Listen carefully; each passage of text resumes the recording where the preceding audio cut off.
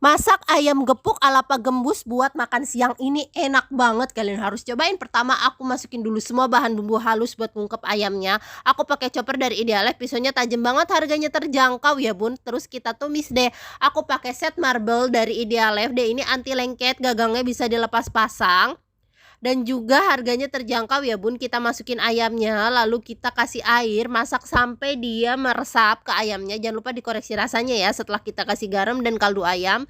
Udah pas, lalu kita goreng deh. Nah ini fry pan-nya juga masih satu set sama marble set yang kaserol tadi ya bun, anti lengket masih sama. Udah mateng, kita angkat, sisihkan.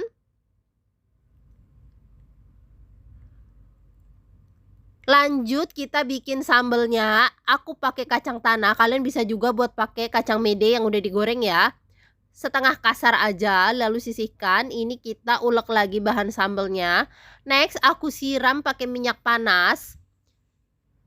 Kasih garam atau kaldu jamur, jangan lupa kita campurin kacang tanah tadi, aduk yang rata. Kalau udah pas, terus kita siap sajiin deh nih. Ini diaduk rata dulu ya. Kalau udah pas siap kita sajikan pakai ayamnya. Jangan lupa digepuk atau diulek begini ya. Secukupnya aja, nggak perlu sampai hancur.